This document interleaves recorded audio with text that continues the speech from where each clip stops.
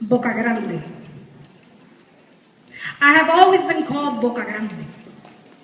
My imagination too loud for a small 2-bedroom apartment.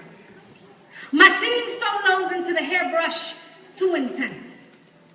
Roared high-pitched monologues on make-believe stages in the living room until the stern look of adult eyes drowned my speech. Quiet. Baja la voz, niña. Silence has never been in my nature. Roared in my mother's belly. Conceived from her desire, I was her wish, her prayer, her first spoken word. Born to the sound of thunder, to whisper to the dead and shout to the living. I was born to make noise, to rattle bells, to beat drums, to chant, to dance, to dream in free verse, to bless and to curse, porque mami dijo que así es que se reza.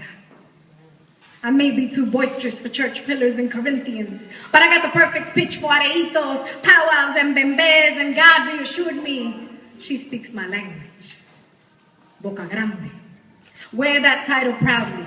Use it to juxtapose the mantra fed to me by inferior boys who feared my sassy wit and pitchfork sense of humor, hoping I would buy into the belief que esta boca es buena pa' mamar y mana. As my tone grew a little deeper, framing itself to fit my womanhood, I realized I was gifted this voice and these lips to combat my height, to challenge the limitations placed on my sex, to reclaim the forbidden sounds attached to joy, to moan and stretch in satisfaction, cry in awakening, sing liberación in staccato, give pleasure its rightful name, scream it aloud through the night, boca grande, pero con gusto.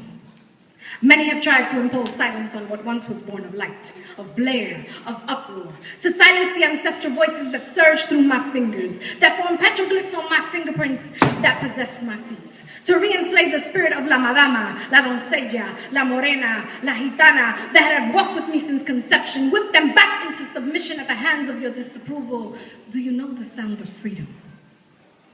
It is in the syllables that escapes little girls' throats who play loud games of pretend and splatter paint on satin dresses. Freedom.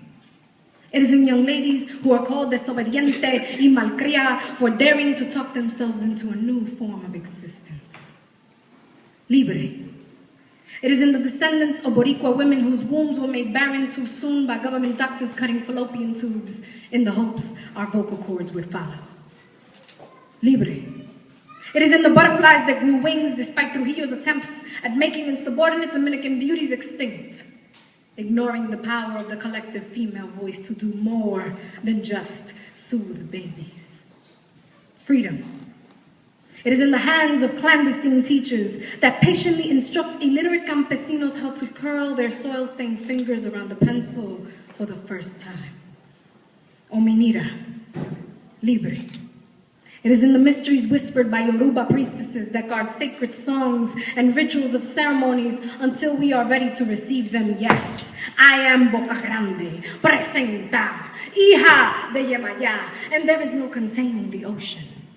My voice will continue to ripen in tune with my body, continue to command airwaves until I can no longer retain a single breath.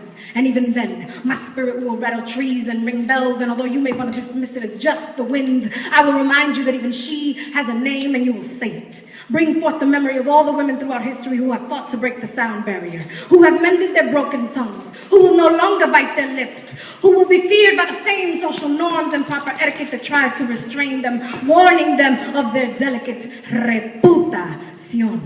Esas malditas de Boca Grande who refuse to keep still and be quiet.